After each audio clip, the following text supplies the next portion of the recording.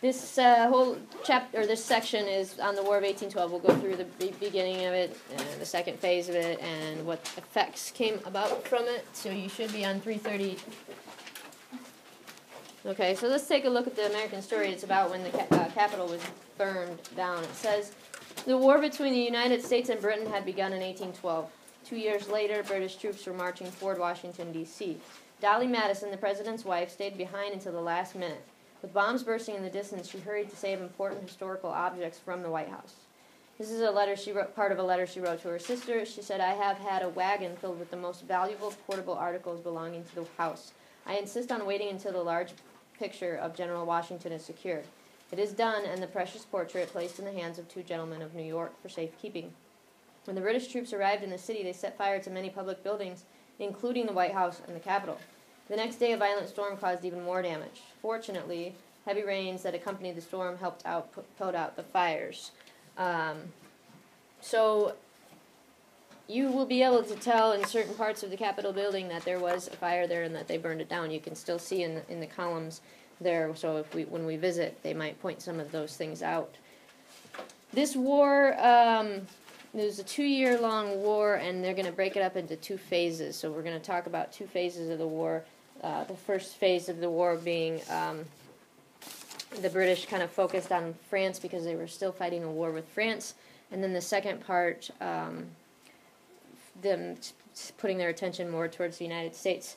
But they really didn't want to go to war. Britain didn't.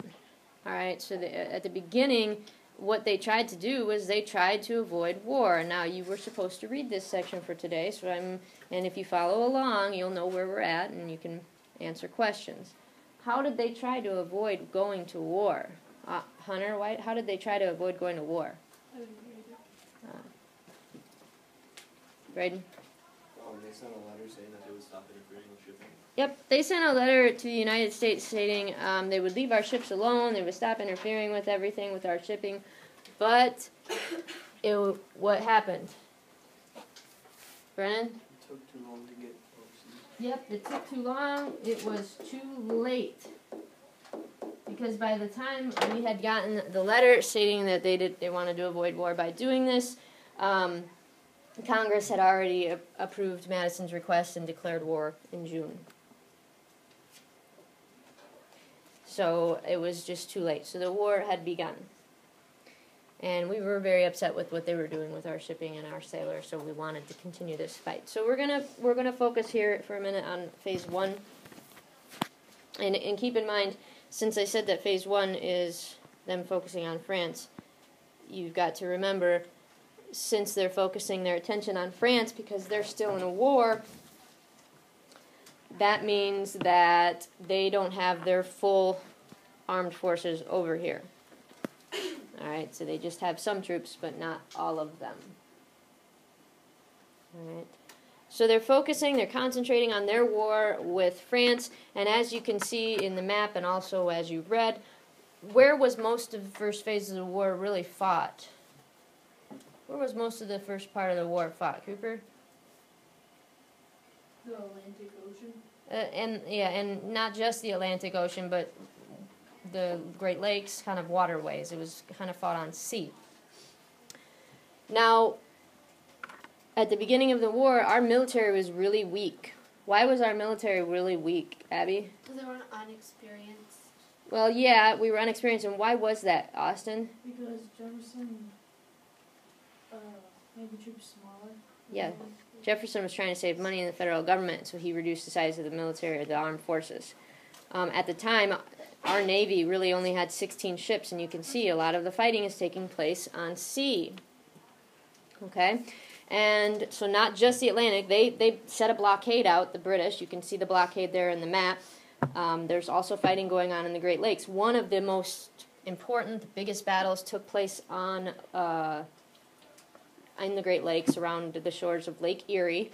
And this officer who was in charge of this was who? Max? Oliver Hazard Perry. Oliver Perry. He was an experienced officer. He basically took charge of the fleet. And the British came to attack their ships, And what he basically said was, we're not going to give up on our ship, period. All right, make sure you want to flip the page here. Okay, this battle took place for 2 hours. What did this battle become known as, this famous battle, Jacob? Battle of the Thames is kind of how you say that. So it took place for a long time. The British were firing back and forth. What ended up happening to Perry's ship? Abby? It ended the threat to the U.S. territory. No, we want to know what happened to the ship. Marley? It was demolished. It was demolished. So what did he have to do? His ship was demolished. What did he have to do, Max? He and 4 companions jumped in a rowboat and rowed to another ship. Yep, they jumped, and they took that banner with them that said, "Don't, give up on our ship." They continued to fight, blah, blah, blah, blah, blah, and what happened? Brett? He layered the ship of the enemy's ship. And what did he force the British to do? Where did the British go? They surrendered. They surrendered, and then where did they retreat to? You want to know where they retreated to, Katie? Canada. They retreated to Canada. And then, Abby, what did this do with us? You said it a little bit ago. It stopped the threat against the It ended British threat in the Northwest Territory because the British left and went to Canada. Also ended the life of Tecumseh, that chief, Indian chief. He died in the battle fighting for the British. He was helping out the British.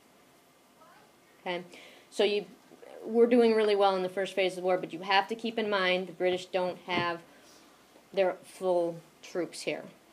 Okay, because they're fighting the war with France. All right. So, let's see. Phase 2. Okay, well, they just defeated France and Napoleon. And since they have defeated France and Napoleon, what are they going to do now? What are the British going to do, Dev? They basically just turned their whole attention to France. Yep, they're turning their entire attention, concentrate on the United States. Okay. And they want to just destroy us. Okay? And we read in the American story that the British burned our Capitol building and our White House, expecting to destroy our government, basically. We didn't give up. They did this in August. Okay, and you can see the Capitol building burning in the background. And Dolly Madison saved a lot of important documents and pictures. This was the only time that any president has been attacked during wartime, because he, was in his White House and he was attacked. No other president has been. Abby? Who is Napoleon?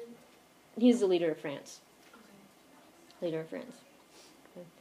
So after they did this in August, they attacked the Capitol. They went over into Maryland and were going to attack a fort there. And Megan, what was the name of the fort?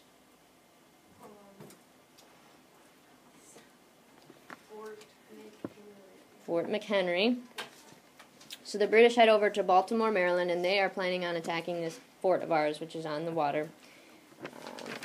You can see it. If you go back to the map on 331, you can see Fort McHenry, and it's got a blue star because it is an American victory. So the commander at Fort McHenry asked for a specific type of flag, and what kind of flag did he ask for, Brennan?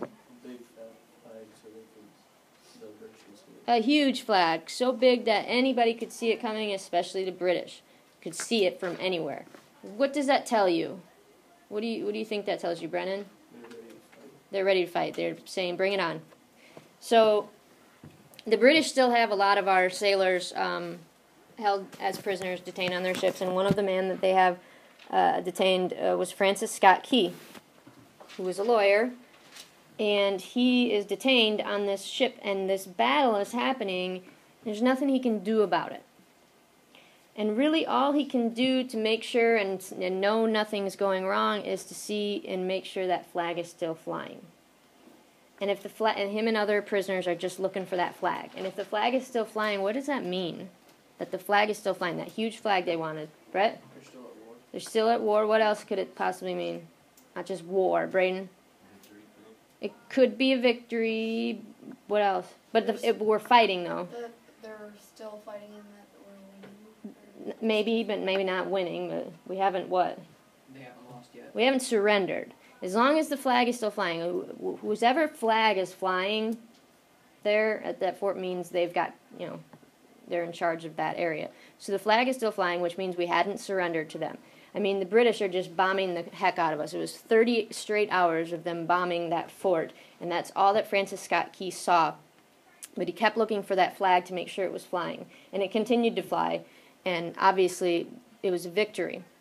Now, after that was over, he, what he saw, he was very proud of his country and his fellow soldiers for what they did. So he wrote down what he saw in the Star-Spangled Banner. He was inspired by that flag he saw, the fighting, and eventually that will turn into the national anthem. All right, we'll watch a little more on this tomorrow.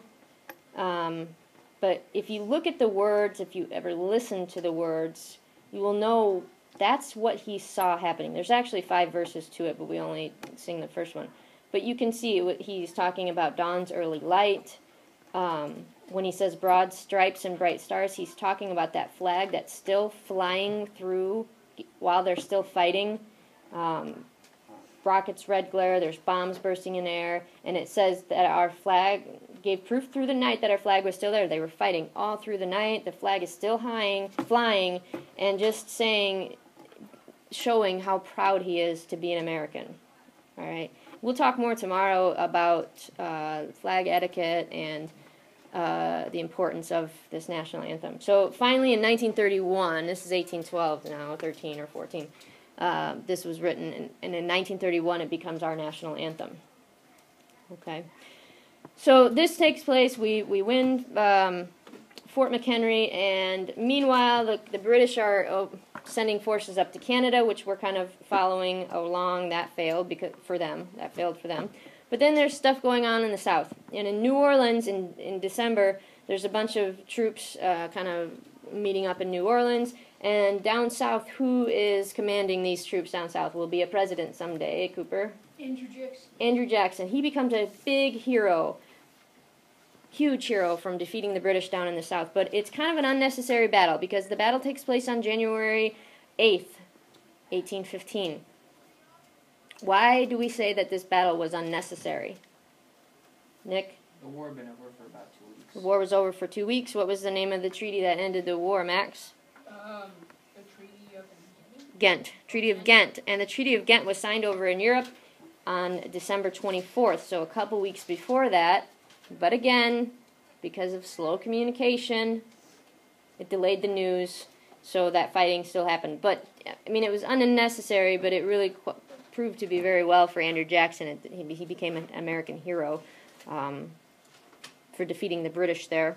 So this Treaty of Ghent, it officially ended the War of 1812. Here's a picture of that flag that we're talking about that flew over Fort McHenry. And that flag is in the Smithsonian Museum. It's huge. It takes up an entire room. And when we go to the Smithsonian in D.C., we will see this flag, and it kind of looks like that with the holes and stuff in it. They have restored it so that it doesn't continue to fall apart, but it fell apart from being shot at. So we'll go through that and see that at the Smithsonian, and you'll be just amazed at how large this flag is. It's one of those things, though, you can't take a picture of, which kind of stinks, but it's huge. It's really neat to see. Okay, so the war is over. And now we have these 3 major effects that were left to our country. All right. First of all, a treaty usually kind of tells you who won the war. But there's no clear winner because there was no land that was exchanged sides. There was no trade disputes that we were having. None of that problems was solved. We will take credit for the victory, though. We'll take credit. Canada takes credit for the victory because they got their land. But we take credit for the victory even though no one really won. But because of all the heroes such as Oliver Perry and Andrew Jackson, what happened, or what was one of the effects, Abby? It increased American patriotism. It increased our patriotism. All these heroes that fought against the British and stood up against one of the most powerful militaries in the world really increased our patriotism. Also, what was the next thing it did? Bo? Weakened Native American resistance. Yeah, remember the British were helping them, getting them all riled up to resist us? Well, it weakened. That was weakened because now they don't have the British to help them. And then the last one, because the war was causing problems with our trade, what happened, Jacob? U.S. manufacturing grew. Manufacturing grew because since trade was affected, we were basically forced to make our own goods. Because previously we were able to get them from other places, but since trade was interrupted and the British were blocking us, we couldn't get those goods, and we needed them. So we were forced to make our own goods, which in turn makes our manufacturing grow and shows us that we can do things, and they try to get people to buy American goods and make their own goods. So that was a positive. So these three major effects really helped out our country and helps our country grow and prosper after this, and shows the country that we are going to be able to survive. It also shows that we are able to defend ourselves again against one of the most powerful militaries in the world at that time, basically stating at this point, we're number one. We're the best. And that's the last time we will fight the British, ever. Unless something happens in the future here. I think we'll be okay. All right? So, tomorrow I'm going to give you a short quiz. It's probably like 5 questions. And I think this might be one of those quizzes where I'm not going to allow you to fix it if you bomb it. You guys have to start studying for these quizzes. All right? Study for your quiz. There is some time left here in class, and I want you to use this time to not just look through the notes, because we're going to have a test coming up pretty soon, next week. And these 3 effects was going to be one of your essays. Now, you can't just write the 3 effects. You're going to have to be able to explain those. So maybe in your notes, since you have extra time, instead of just leaving that like it is, jot some of the things down we talked about. Do some highlighting. Go through your notes, okay? So with this time, go back through your notes, study for the quiz, start looking over the whole chapter, because there is a test. It's going to be on Tuesday, actually. So there you go, test Tuesday. All right, so use this time wisely.